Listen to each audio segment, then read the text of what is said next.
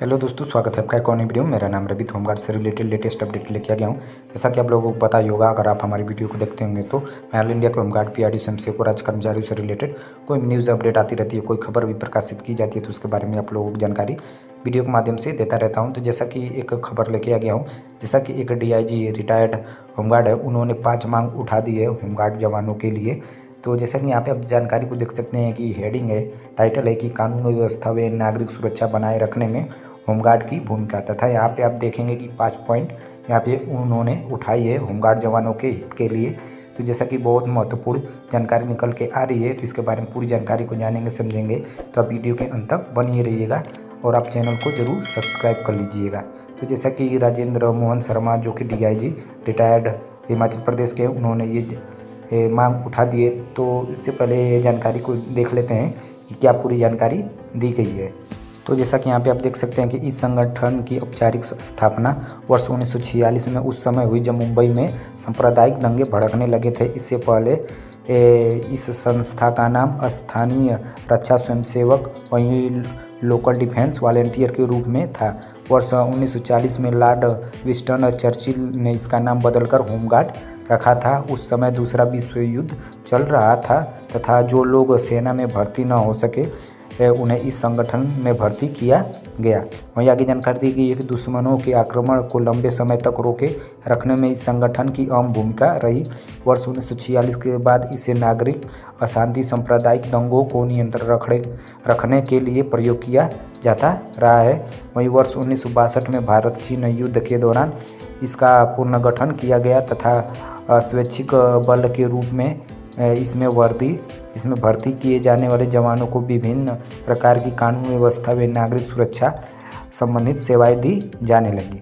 वहीं आगे जानकारी कि वर्ष 1962 में केंद्र सरकार ने सभी राज्यों को होमगार्ड एक्ट बनाने के आदेश दिए तथा अब सभी राज्यों व केंद्र शासित प्रांतों में इस एक्ट के अधीन इस संगठन की संरचना की गई है। प्रत्येक वर्ष 6 दिसंबर को इसका स्थापना दिवस मनाया जाता है। वहीं आगे जानकारी दी कि प्रत्येक राज्य में एक स्वतंत्र विभाग जिसे नागरिक सुरक्षा व होमगार्ड का नाम दिया गया तथा भारतीय पुलिस सेवा के वरिष्ठ अधिकारी के अधीन इसका कार्य संचालित होता है। इस समय पूरे देश में लगभग 6 लाख होमगार्ड अपनी सेवाएं दे रहे हैं। वहीं इस खबर में आगे जानकारी की यह संगठन राज्यों की आंतरिक सुरक्षा बनाए रखने के लिए पुलिस के सहायक के रूप में कार्य करता है, चाहे जम्मू कश्मीर का बॉर्डर हो, चाहे मणिपुर मेघालय हो, चाहे छत्तीसगढ़ जैसे राज्य जिनमें नक्सलवाद की घटनाएं अक्सर होती रहती है। हर जगह न केवल पुलिस का कार्य बल्कि एक सच्चे सैनिक प्रहरी की तरह कार्य करता है। किसी भी प्रकार की प्राकृतिक आपदा जैसे आगजनी, बाढ़, मोटर वाहन दुर्घटना आदि में अग्रणी रोल निभाता है। जब दुर्घटनाओं व विपदाओं में लाशों को कोई परिजन हाथ भी नहीं लगाते हैं, तब यही वो सुरमे हैं जो अब सबसे आगे आकर अपना कंधा देते हैं। सर्दी या गर्मी और चाहे कितनी बर्फ गिरी हो, यह जवान अपनी जान की परवाह किए बिना हम किसी को सुरक्षित रखते हैं, दिन रात ड्यूटी पर तैनात रहते हैं। कोरोना काल में इन्होंने एक मसीहे की तरह काम किया तथा लोगों की आंसुओं को पोंछने के लिए एक मरहम की तरह काम किया। पुलिस के कार्य में चाहे समन वारंट की तमील हो, तो चाहे ट्रैफिक नियंत्रण, चाहे रात्रि गश्त हो, अपराधियों का पीछा करना हो, चुनाव ड्यूटी करनी हो, इन तमाम कामों में अपना तन मन से योगदान देते हैं।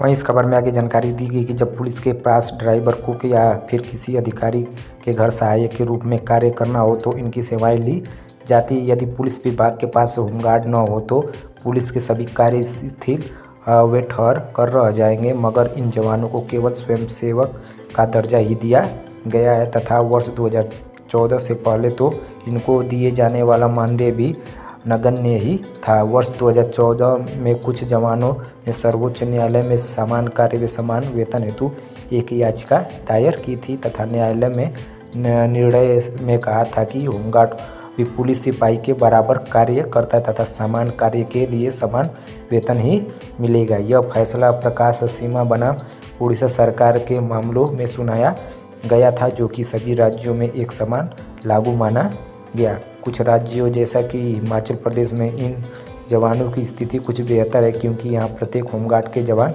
को लगभग 27,000 रुपये प्रति माह मिलते हैं तथा पुलिस की भर्ती में भी इन्हें 10% का आरक्षण है। वहीं आगे जानकारी दी गई है कि मगर इस सब के बावजूद अब भी इन जवानों के साथ सौतेला व्यवहार ही किया जाता है। इन जवानों को दी जाने वाली सुविधाएं बहुत ही कम है। उदाहरण के तौर पर जैसा कि यदि हम पुलिस को मिलने वाली सुविधाओं की बात करें तो उन्हें 13 महीने की तनख्वाह दी जाती है और साथ ही राशन भत्ता भी। इसके अतिरिक्त इन्हें मेडिकल सुविधा व हर प्रकार की छुट्टी मिलती है तथा सेवानिवृत्ति के बाद उन्हें हर प्रकार के लाभ दिए जाते हैं। वहीं इसके अतिरिक्त सेवा काल में मृत्यु हो जाने पर उनके आश्रितों को नौकरी भी दी जाती है, लेकिन होमगार्ड को ऐसी कोई भी सुविधा नहीं दी जाती है। उन्हें तो बस मनरेगा की दिहाड़ीदारों की तरह रखा जाता है। होमगार्ड जवानों को यह पता नहीं होता है कि कब उसकी छुट्टी कर दी जाएगी तथा उनका भविष्य अनिश्चित होता है। आखिर हर कर्मचारी अपनी आर्थिकी के अतिरिक्त सामाजिक सम्मान भी चाहता है। इसके अतिरिक्त इनके लिए कोई कल्याणकारी योजना नहीं चलाई गई है। इनकी दयनीय स्थिति को ध्यान में रखते हुए वे उनके कल्याण के लिए यह निम्नलिखित सुझाव दिए जाते हैं। तो जैसा कि यहाँ पे 5 पॉइंट, जैसा कि 5 सुझाव उन्होंने दिया है, जो कि DIG रिटायर्ड है, उन्होंने 5 सुझाव दिए हैं। तो चलिए इसको देख लेते हैं।